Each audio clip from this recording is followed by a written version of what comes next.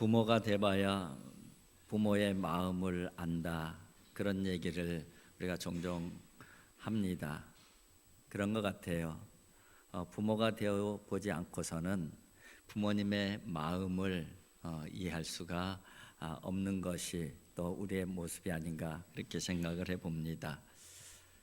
그러면서 또 한편으로는 부모가 되어 보니까 또 하나님의 마음을 예전보다는 조금 더 헤아릴 수 있게 되는 것 같아요. 아버지의 마음, 어머니의 마음이 가장 하나님의 마음을 닮은 마음이 아닌가, 그런 생각도 해봅니다. 이 아동도서 인터넷 카페에 올라온 한 글을 먼저 하나 소개를 해드리고 싶은데요. 제가 한번 그대로 읽어보겠습니다. 잘 읽을지 모르겠어요. 왜냐하면 막 크크 뭐 이런 것도 들어가고 그래서. 우리 7달 꼬꼬마 크크. 달님 안녕을 그동안 여러 번 읽어주었는데 늘 무표정이었거든요. 이 달님 안녕은 그림책이에요. 아기 그림책. 다시 한번 읽겠습니다. 달님 안녕을 그동안 여러 번 읽어주었는데 늘 무표정이었거든요. 글밥이 적다 보니 자기 전에 불 끄고 책 없이 그냥 읊어주기도 했는데 별 반응이 없었어요. 그런데 오늘 오랜만에 자기 전 책 꺼내서 읽어줬더니 빵긋빵긋 웃더라고요. 그림을 뚫어지게 보길래 같은 페이지를 여러 번 읽어주었더니 알고 그러는 건지 모르고 그러는 건지 귀여워서 지가 책장을 넘기더라고요. 크크. 신기해서 또 반복해서 또 읽어줬더니 또 넘기고 크크크크크. 뭐가 벅차오르는 이 기분은 뭘까요? 크크크크. 크크크 너무 자주 들어가네. 그리고 오늘 아기랑 처음으로 지역 도서관에 가봤어요. 같은 책을 한참 동안 공처럼 갖고 놀더라고요. 너무나 귀여운 것 같아요. 크크크. 아기의 이 작은 손짓에 이리도 기뻐하는 제가 더 웃기네요. 크크. 모두 좋은 밤 되세요. 초보 아기 엄마가 아기의 모습을 보면서 즐거워하고 감동하고 그러는 그 모습이 그대로 담겨져 있는 것 같습니다. 본인도 그렇게 얘기를 해요. 아기의 작은 손짓이 이리도 기뻐하는 자기 자신을 보면서 참 웃기다, 이런 생각이 들 정도로 이 초보 아기 엄마는 그 아기의 손짓 하나하나에 민감하게 반응을 하면서 즐거워하고 또 감동하고 그런 모습이 그대로 담겨 있습니다. 그런 것 같아요. 아기의 작은 움직임에도 기뻐하고 감동하는 그 사람들이 바로 엄마라는 사람이고 또 아빠라는 사람이 아닌가, 그렇게 생각을 해봅니다. 하나님의 마음도 그러신 것 같아요. 하나님께서 우리를 보시면서 그런 모습으로 보실 것 같아요. 그런 마음으로 보실 것 같아요. 그런 눈으로 우리를 바라봐 주실 것 같아요. 별거 아닌 것, 조그만 일을 하나님께서 좀 좋아하시는 일들 하나 하면은 별거 아닌데도 굉장히 즐거워하실 하나님의 모습이 이렇게 그려지기도 하고, 굉장히 우리의 그 작은 움직임에 이 감동하시는 하나님의 모습이 이렇게 떠오르기도 합니다. 스가랴 선지자의 그 말씀이 생각이 났어요. 스바냐 선지자가 그렇게 표현을 하잖아요. 스바냐 그 3장 17절에 우리가 너무나도 잘 아는 말씀이잖아요. 이렇게 표현을 합니다. 너희 하나님 여호와가 너희 가운데 계시니 그는 구원을 베푸실 전능자시라. 그가 너로 인하여 기쁨을 이기지 못하여 하시며 너를 잠잠히 사랑하시며 너로 인하여 즐거이 부르며 기뻐하시리라. 하나님께서 우리를 보면서 기쁨을 이기시지 못하신대요. 하나님께서 우리를 보시면서 즐거이 부르며 기뻐하신다고 그렇게 스바냐 선지자는 하나님의 마음을, 하나님의 자녀들, 하나님의 백성들을 바라보는 하나님의 마음을 표현하고 있는 것이죠. 오늘은 어버이 주일입니다. 우리 어버이는 그런 분들이에요. 그러기에 우리가 그분들의 마음을 조금이라도 더 헤아릴 수 있는 그런 시간이 되었으면 좋겠습니다. 그래서 감사한 마음이 조금 더 커졌으면 좋겠습니다. 오늘 그런 마음으로 오늘 하나님의 말씀, 이 말씀의 귀를 기울여 보시기 바랍니다. 전에는 이 어버이날 되면은 자녀된 입장에서 어버이에게, 아버지 어머니에게 어떻게 해드리는 것이 아버지 어머니를 공경하는 것일까, 잘 공경하는 것일까, 그런 관점에서 생각을 많이 하면서 설교를 준비했어요. 근데 이번 설교 준비할 때는 좀 반대로 생각을 해봤어요. 제가 부모가 되어서 내 자녀들이 나한테 어떻게 하면은 내가 나를 공경하는 것처럼, 내 자녀들이 나를 공경하는 것처럼 느끼고 행복하고 기쁠까? 한번 이 부모 되신 분들의 입장에서 한번 생각을 해보세요.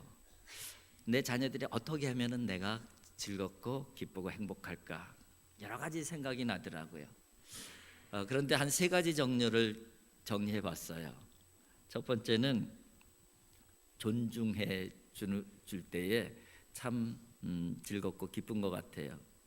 사실은 요즘에는 세대 차이가 많이 나기 때문에 부모 세대와 자녀 세대에 이 말이 잘 안 통하잖아요. 특히 정치 이야기, 사회에 이슈되는 이야기, 이런 이야기 하게 되면은 완전 전쟁터가 돼 버려요. 그게 요즘에 우리들의 실상이잖아요. 뭐 저희 가정도 크게 다르진 않습니다. 이렇게 얘기하다 보면 생각이 너무 다른 그런 느낌들이 많아요. 그런데 그럼에도 불구하고 참 그 부모에 대한 부모의 생각과 가치관이 이해가 안 됨에도 불구하고 이해해 주려고 참아주고 또 이 품으려고 이해하려고 노력하는 그 모습만 보여도 굉장히 기분이 좋더라고요. 대견스럽고, 야 그래도 얘가 생각은 이렇게 차이가 있어도 그래도 이해하려고 노력을 하는구나. 그래도 이 그 아빠라고 이 예의를 또 갖춰주는구나. 이런 생각이 들 때에 참 그래도 잘 키웠네. 뭐 이런 생각이 들면서 대견스러운 그런 생각이 들더라고요. 여러분들은 어떠십니까? 그렇지 않습니까? 그리고 두 번째는 알아주는 것이 굉장히 좋더라고요.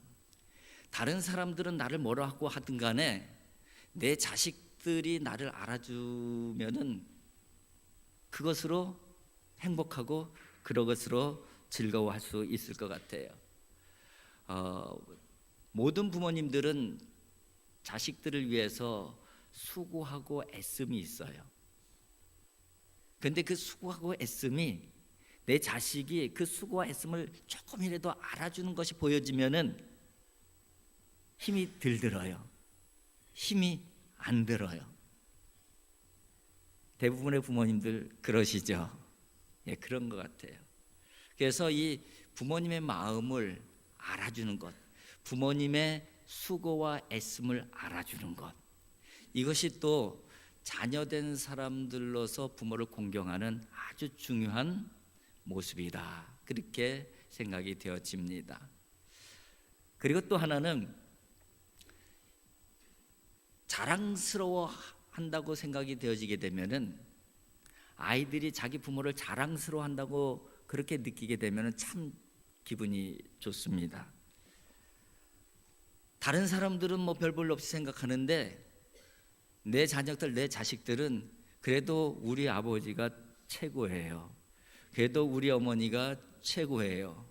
나는 자랑스럽습니다. 우리 아버지가 자랑스럽습니다. 우리 어머니가 자랑스럽습니다. 이 얘기를 누군가를 통해서 내가 듣게 되면은 기분 굉장히 좋죠. 내가 인생 헛살지는 않았구나. 뭐 이런 생각도 들고. 이런 것이 바로 이 부모의 마음이 아닌가, 그런 생각을 해보았습니다. 그러면서 하나님의 마음도 동일하다는 생각을 했어요. 하나님께서 뭐를 제일 좋아하실까? 하나님을 존중해 드리는 것, 하나님을 하나님으로 존중해 드리고 하나님의 말씀을 하나님의 말씀으로 존중해 드리는 것, 그거 하나님께서 얼마나 기뻐하시겠어요. 그래서 성경에 보면, 특별히 구약 성경에 보게 되면은 하나님께서 선지자들 통해서 계속해서 말씀하시는 것이 너희는 내게 귀를 기울이라, 내게 귀를 기울이라. 그게 바로 계속된 하나님의 요청이었어요. 왜 귀를 막고 있느냐?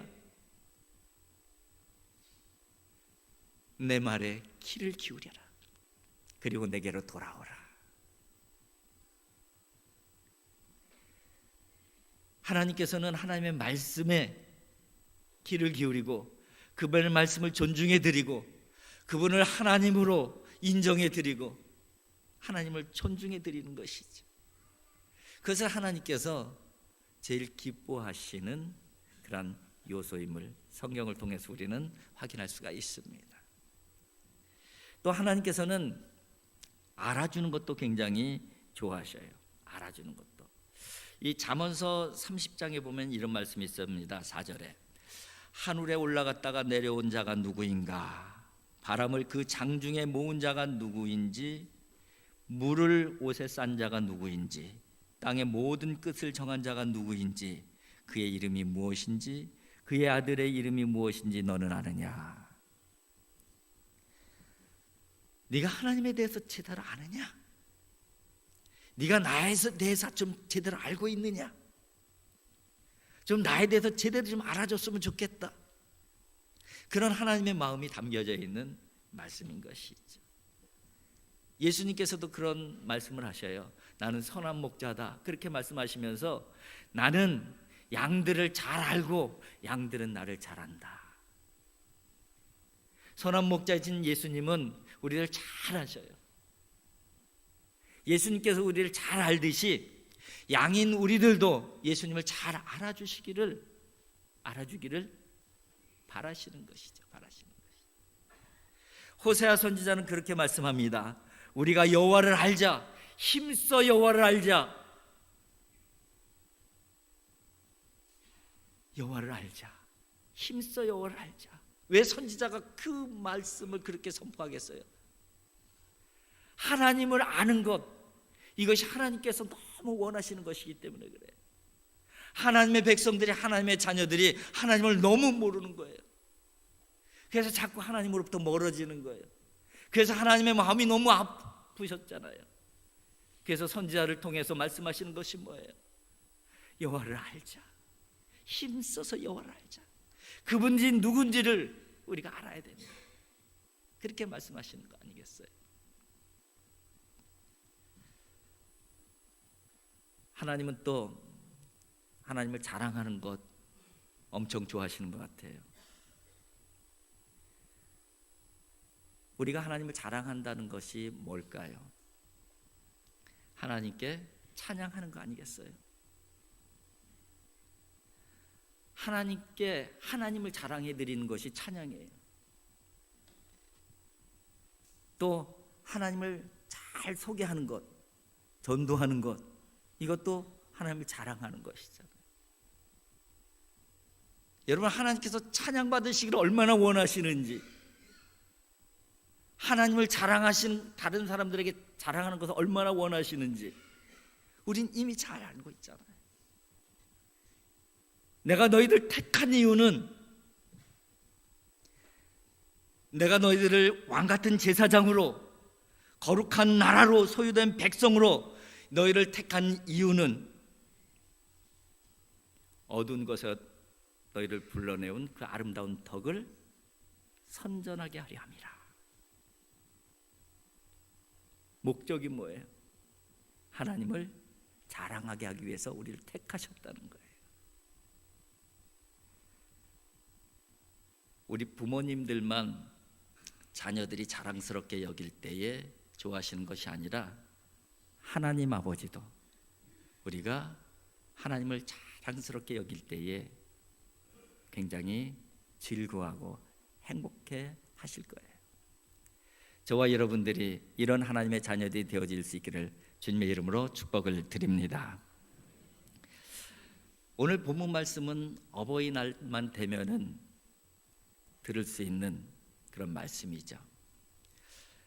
그런데 이스라엘 백성들이 출애굽하고 광야 40년 시간을 지나고 이제 요단강을 건너서 약속의 땅으로 들어가기 전에 모압 평지에서 설교를 듣고 있어요. 그런데 시내산에서 받은 그 십계명에 대한 말씀을 지금 40년 가까이 지난 그 시점에 다시 하나님의 백성들에게 지금 말씀하시는 내용이에요. 그게 바로 오늘 그 본문 말씀 신명기의 말씀이에요. 그 십계명 중에서 오늘 5번째 계명인 바로 내 부모를 공경하라, 이 말씀을 우리가 지금 보고 있습니다.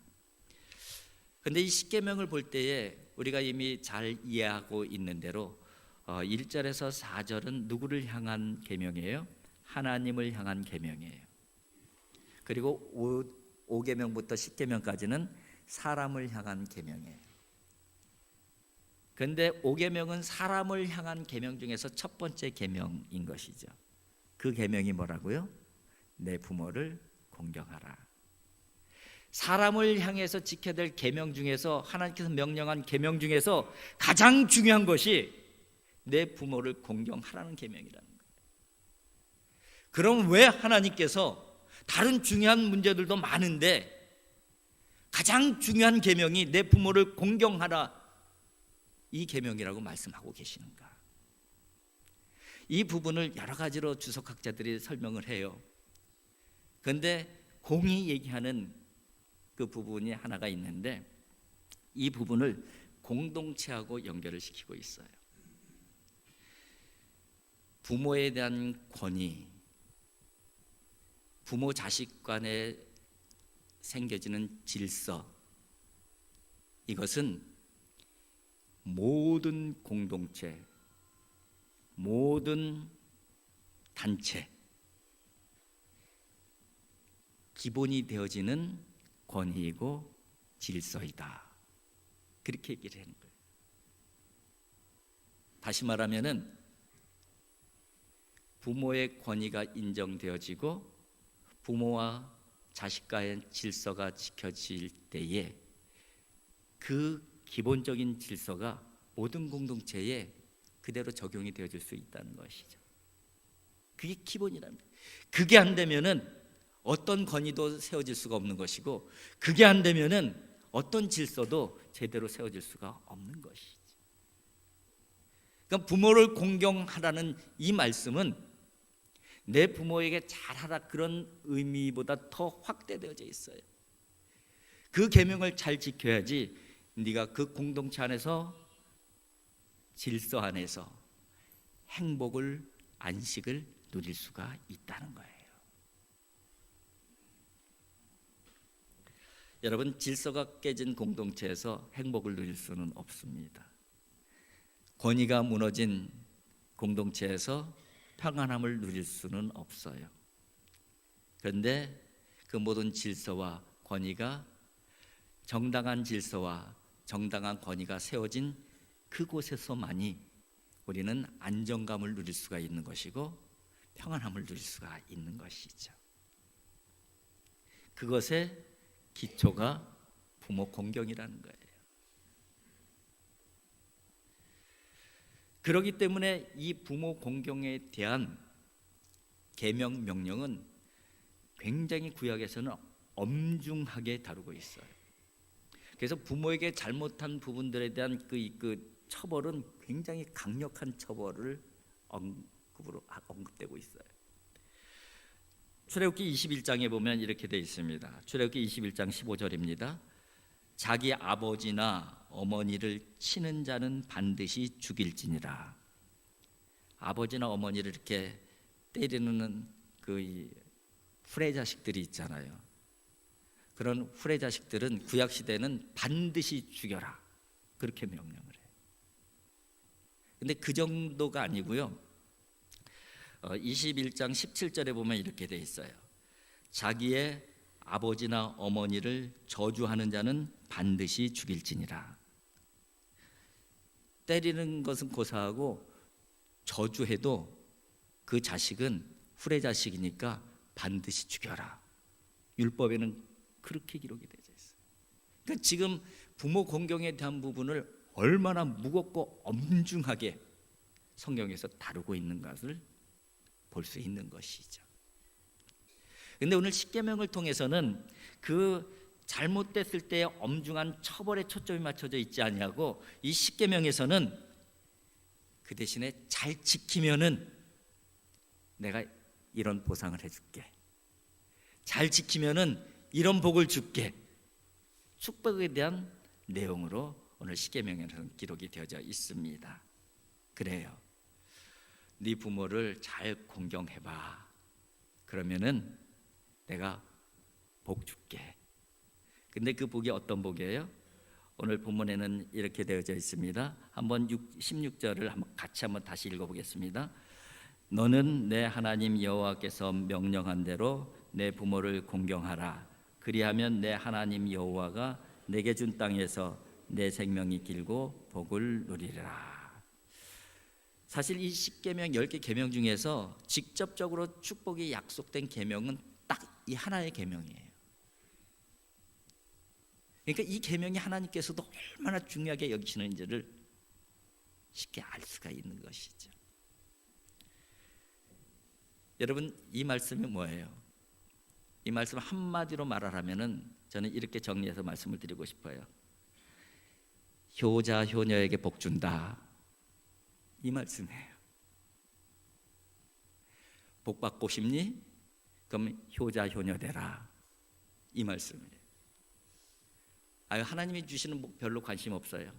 저는 이 땅에서 잘 살면 되지 뭐 죽어서까지 생각해요. 근데 지금 죽어서 복 주신다는 거예요? 아니에요. 내게 준 땅에서 내 생명이 길고 복을 누리리라. 네가 정말 이 땅에서 복 받기 원하느냐? 그럼 네 부모에게 한번 잘해봐라. 그럼 내가 이 땅에서 너에게 복 줄게. 하나님, 나 이 땅에 사는 날 동안에 좀 제대로 좀 살게 해주세요. 그래? 그럼 네 부모에게 부모를 공경해봐. 그럼 내가 잘 살게 해줄게. 지금 그 말씀하시는 거예요. 이 말씀으로 복잡하게 설명할 필요 없어요.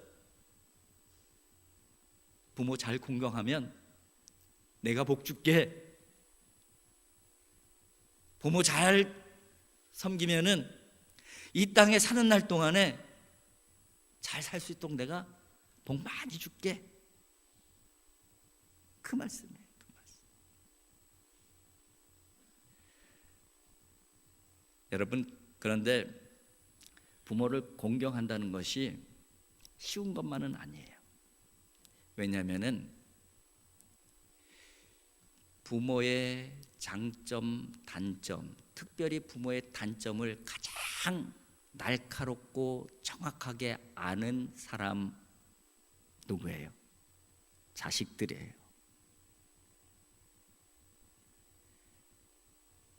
부모의 약점과 단점을 가장 직설적으로 느끼고 있는 대표적인 사람이 자식들이에요. 그래서 부모를 공경하기가 자식의 입장에서는 쉽지 않은 거예요. 근데 여러분, 단점만 있는 부모가 어디 있어요? 장점만 있는 부모가 어디 있어요? 다 장점이 있는가 하면은 단점도 있고, 단점이 있는가 하면은 장점도 있죠. 그런데 부모가 장점이 있으면은 자녀들이 다 부모를 존경합니까? 10개 중에서 어떤 부모는 장점이 8개야, 단점이 2개밖에 없어. 그러면 그 자녀는 다 그 부모를 존경할까요? 그런 부모 밑에도 부모 존경하지 않고 사는 자녀들 많이 있어요. 또 반대로 부모님의 단점이 8개야, 장점은 2개야. 그러면 단점이 훨씬 많으니까 부모를 존경 안 해야 되잖아요. 근데 그런 부모 밑에 있는 자식들도 부모를 엄청 존경하는 자식들도 얼마든지 있잖아요. 이것은 자식의 관점의 문제예요. 내 부모를 어떻게 생각하느냐에 문제가 되어질 수가 있다는 것이죠. 한번 예를 들어볼게요. 우리 구약의 그 성경 말씀은 계속해서 다윗에 대한 말씀을 계속 전해드리잖아요. 근데 다윗 왕 하게 되면 항상 같이 나오는 인물이 누구예요? 사울 왕이잖아요. 사울 왕의 자식들은 여러 명 있었어요. 그 중에서 대표적인 아들이 누구예요? 요나단이잖아요. 다윗도 여러 명의 자식들이 있었어요. 근데 그 중에서 대표적인 자식이 둘인데 하나는 압살롬이고 하나는 솔로몬이에요. 근데 아버지인 다윗을 가장 잘 아는 사람은 압살롬이었어요. 왜냐하면은 다윗은 솔로몬이 10대 때에 돌아가셨거든요. 그러니까 실제적으로 아버지 다윗의 장단점을 가장 잘 아는 사람은 압살롬이었던 거예요. 한번 보세요. 사울 왕이 성경의 관점에서 볼 때 사울 왕이 더 장점이 많은 사람이에요? 다윗 왕이 장점이 더 많은 사람이에요? 다윗 왕이 훨씬 더 장점이 많은 사람으로 성경에는 기록이 되어져 있잖아요. 그런데 장점이 그렇게 많은 다윗의 아들 압살롬은 아버지에게 후레자식이 되잖아요. 단점이 그렇게 많은, 악행을 그렇게 많이 저지른 사울 왕은 사울 왕의 아들 요나단은 아버지의 곁을 떠났지 않아요. 요나단이 다윗을 얼마나 사랑했는지 성경에는 기록이 되어져 있잖아요. 그런데 아버지를 배신하고 다윗을 따라 나섰지 않아요. 아버지 곁에서 끝까지 아버지를 지키고 있다가 아버지하고 같이 전쟁터 나가서 같이 전사해요. 그게 바로 요나단이었어요. 자식이라는 관점에서만 보게 되면은 사울 왕이 훨씬 더 복을 받은 것이죠.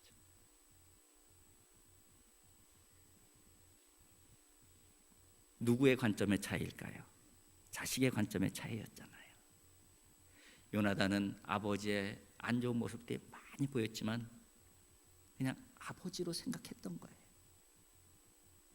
아버지로 공경을 했던 거예요. 끝까지 아버지 옆을 지켜주었던 거예요.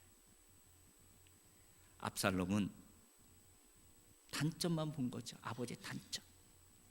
아버지의 단점만 보니까는 아버지에 대해서 실망을 하게 되고, 아버지에 대해서 실망을 하게 되니까는 아버지에 대해서 원망이 생기고, 원망이 생기니까 증오가 생기고, 증오가 생기니까 반역을 하게 되잖아요.